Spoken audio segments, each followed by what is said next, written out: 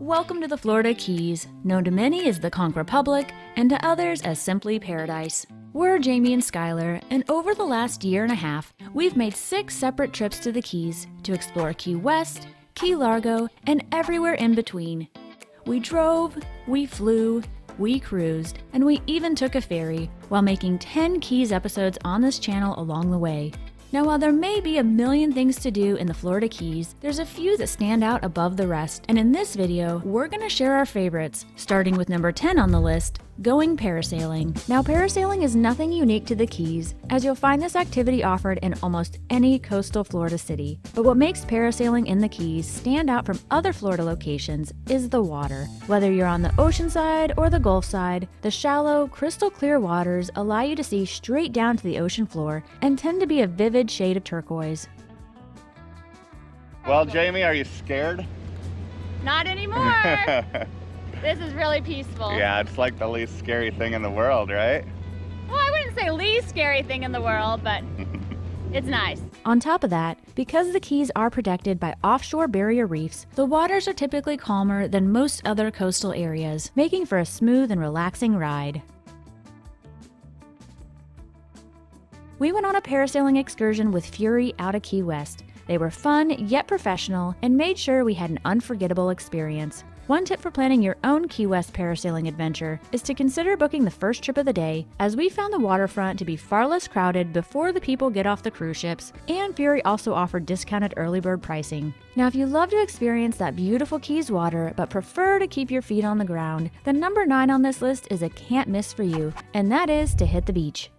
Now, the Keys are known for many things, but its beaches aren't necessarily one of them, as unlike mainland Florida, the Keys are made of coral, which don't naturally tend to create those wide, soft, sandy beaches. But there are still a few Keys beaches which are absolutely worth visiting, starting with those in Bahia Honda State Park. It's here that you'll find the few natural beaches in the Keys. The largest and most famous of these is Sandspur, which offers a mile-long stretch of soft white sand, perfect for a long walk along the Atlantic. While this beach did have quite a bit of seaweed on it during our visit, the waters were still clear and beautiful, and we enjoyed the natural feel. But if you're looking for calm waters and an epic view, a visit to Calusa Beach is a must, as this Gulf-facing beach offers one of the best spots for sunset that the Keys have to offer.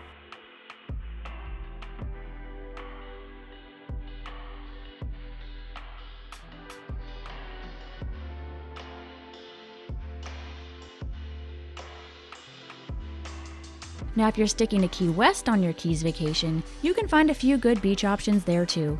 On the far west tip of the island is where you'll find Fort Zachary Taylor, which in addition to its convenient proximity to Old Town, offers lots of amenities, more great sunsets, and a chance to tour the historic old fort.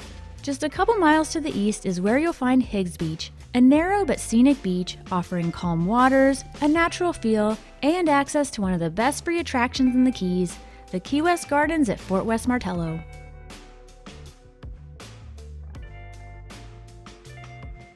A little further to the east of Higgs Beach is where you'll find Smathers Beach, which offers the widest, longest, and softest stretch of white sand in Key West. And while this beach is the furthest from Old Town, in our opinion, it's the most beautiful and is well worth the trip to the eastern side of the Key. Coming in at number 8 on our list of the best things to do in the Keys is to hang out with some animals. Farthest to the east on Key Largo is where you'll find the Florida Keys Wild Bird Rehabilitation Center, a donation-based bird sanctuary which provides refuge for over 40 non-releasable birds. Perhaps the most famous animal experience in all of the Keys is feeding the tarpon at Robbie's in Islamorada, where these massive fish will take snacks directly from your hand and may also try to eat half your arm in the process. I got scared. So everybody else left the dock, and so the pelicans are targeting me. If I can't do it this time, you're gonna have to do the last one. All right. Get out of here.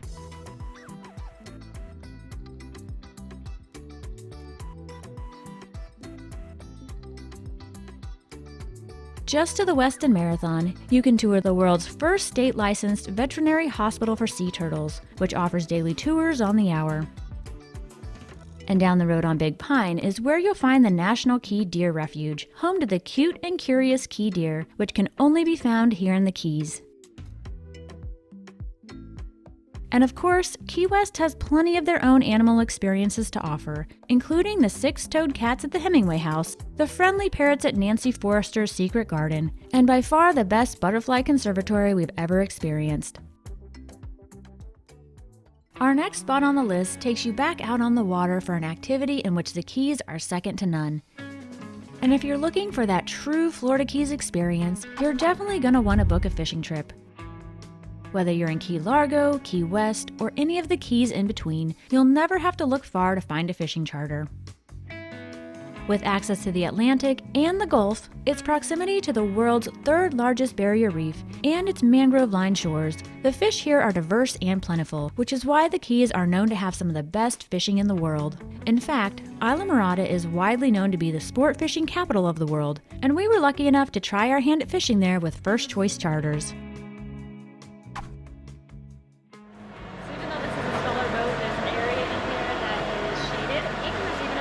Rick just showed us how to reel in on different rods for fishing for different types of fish.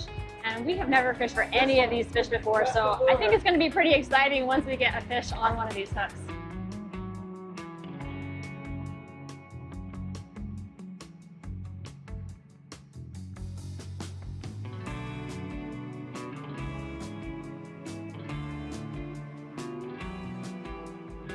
On this trip, we caught more tuna and mahi than we could ever hope to eat, and had an absolute blast while doing it. We also took a fishing charter with Reef Runner out of Key West, and while the waters were a bit rougher on this day, the results were the same, as Captain Edward had the mahi biting faster than we could reel him in. Finally got a big one. Now when it comes to adventure and excitement, going on a fishing trip would rank much higher on this list, but it's an activity that can be tough on the budget and time-consuming, which caused us to knock it down a few spots. But if you've got time to spare, a good-sized budget, and aren't particularly prone to seasickness, a Florida Keys fishing trip is an adventure you won't want to pass up. Now if you're more into drinking like a fish than catching a fish, our number 6 thing to do may be more fitting for you, and that is to hit the local dive bars. Whether it's the quirky history, friendly people, or come-as-you-are vibes that draw you in, the Florida Keys dive bars do not disappoint. From the hidden no-name pub on Big Pine Key to the legendary Captain Tony's on Key West, these dive bars each have their own personality, and they all seem to take it to the next level, with many offering ramshackle decor acquired over many years, a nautical theme, and license plates or dollar bills attached to basically every available surface. In addition to the no-name pub and Captain Tony's, a few of our other favorite Keys dive bars include the Caribbean Club in Key Largo, and Hog's Breath, Schooner Wharf, Green Parrot, and Willie T's in Key West. Now if you're less into bars and more into bicycles, number 5 on this list is for you, as you'll find one of the most scenic bike rides in the world on the old 7-mile bridge. This 4.4-mile round-trip journey starts off in Marathon, where you'll head westward to Pigeon Key. The ride is straight, flat, and not full of many surprises, but the views are out of this world, as you'll find yourself surrounded by dazzling turquoise water for the vast majority of your ride. We rented e-bikes from Keys Vacation Supply Rentals to make the ride, who dropped them off at the starting point on Marathon. While e-bikes are allowed on the trail, there is a 15-mile-per-hour speed limit, and the trail is shared with pedestrians as well as the Pigeon Key tram. Once you arrive at Pigeon Key, you'll have the option of paying $15 to access the island, where you can tour some historical buildings, feed some fish, or take a dive into those turquoise waters. How is it? It's nice. Whether you choose to ride a bike, walk, or ride the tram, we'd highly recommend that everyone experience the views from the old 7-mile bridge. But we do suggest planning the trip during the week and early in the morning to avoid both the crowds and the heat. Number 4 on our list will take you back out onto the water, but this time you'll be driving the boat on a one-of-a-kind catboat tour. This adventure begins at Spray Watersports out at Islamorada, where after a quick tutorial, you'll be off to explore the beautiful sights of the area. So this little knob here turns it right and left. And the thing over there is this throttle. They said pretty much we just keep it either in idle or all the way, so it should be pretty easy. We'll go through the Snake Creek and then I'll give you some time to practice to do some sharp turns and donuts. Okay. We're gonna be going a little faster now. On our tour, we found these small 2-person catamaran boats to be stable, comfortable, and surprisingly easy to operate, yet fast enough to get your adrenaline pumping a bit. So aside Sasha just told Skylar that he can whip it around a bit. He says it's impossible to roll these things. Oh my gosh. We'll see if we can prove him wrong.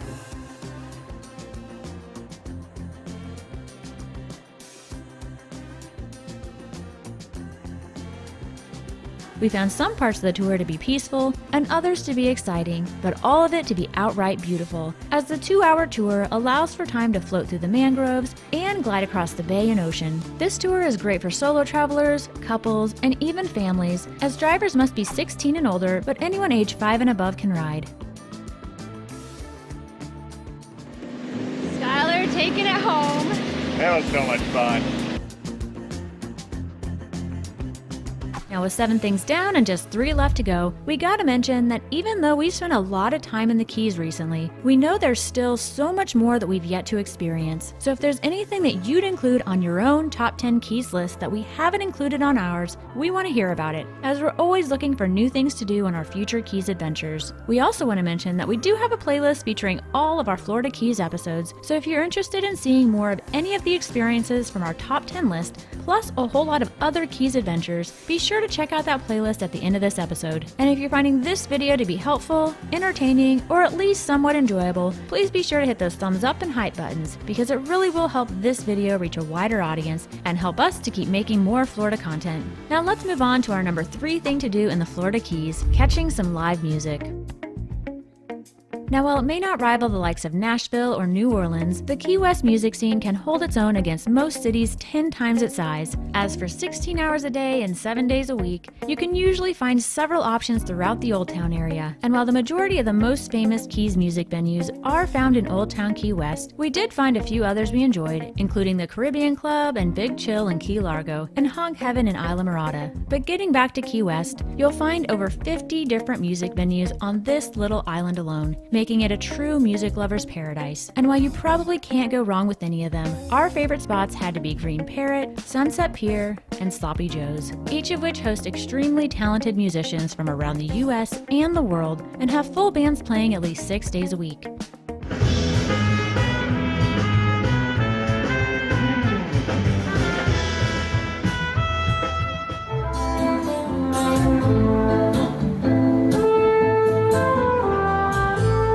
Now, if there's one thing the Keys are even more well known for than their music, bars, and fishing, it's gotta be for what you'll find under the water. Which brings us to our number 2 thing to do in the Keys: go on a snorkeling trip. Just like fishing charters, you won't find any shortage of snorkeling excursions in the Keys, but we found one of the most economical and highly rated tours to be the one which operates out of Bahia Honda State Park. While the waters were a little choppy, they were absolutely stunning. And after around a 35-minute boat ride, we had arrived at the Lou Key Sanctuary Preserve area, one of the most well-known diving spots in the world. So our boat has slowed way down, which I'm guessing means we're getting really close to the reef. The water is super blue out here, but it's also pretty choppy, so we'll see what the snorkeling conditions are like. We're gonna get our flippers and our snorkel gear on, and we'll see you in the water.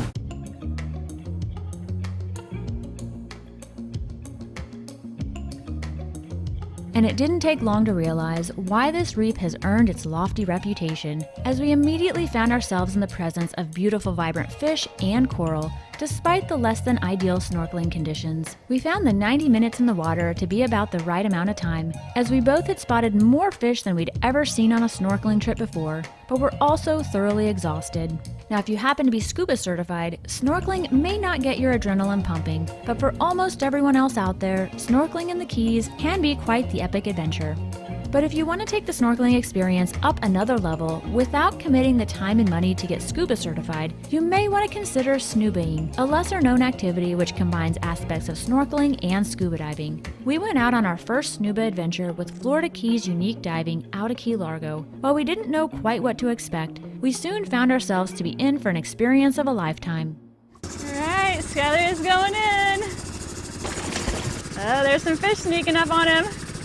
Gave me the thumbs up, so I think he's gonna come get the GoPro, and then I'm gonna give it a try. Skylar was quick to get comfortable breathing through the 100-foot hose while relaxing as the fish swam all around him 20 foot below the surface. And while I did take a little bit longer to adapt, I eventually got the hang of it and was able to truly enjoy my magnificent surroundings.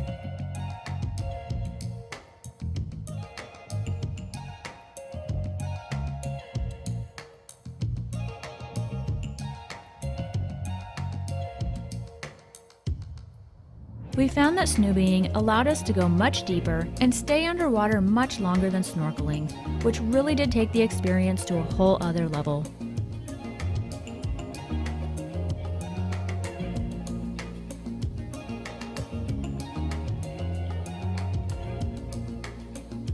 And getting to enjoy a boat ride back to shore with a cute dog and an ice-cold beer sure was a nice added touch.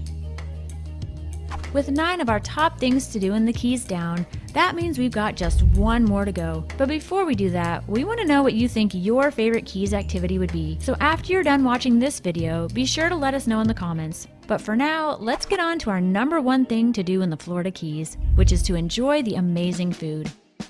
Now, whether it's seafood, Latin food, or key lime pie, the Florida Keys have some of the very best we've ever had, and we could easily make an entire video talking about it. And as a matter of fact, we're likely going to do just that. So while we won't be talking about all of our favorite dining spots in this video, we are going to talk about our favorite happy hours, because let's be honest, dining in the Keys can get expensive. But when it comes to happy hours, there sure is no shortage in the Keys. And our absolute favorites in no particular order include Keys Fisheries and Marathon, which has amazing views and even better smoked wahoo dip, the Bent Prop on Cajo Key, which offers discounted cocktails and bites in a beautiful tropical setting, Pepe's in Key West with half-off peel and eat shrimp and $1.50 Yinglings, the Boathouse in Key West with half-price craft beers and small plates, and one of the best lamb dishes that we've ever tasted, and the Old Town Tavern with half-price shared plates, including this mouth-watering tuna poke bowl and Reuben egg rolls.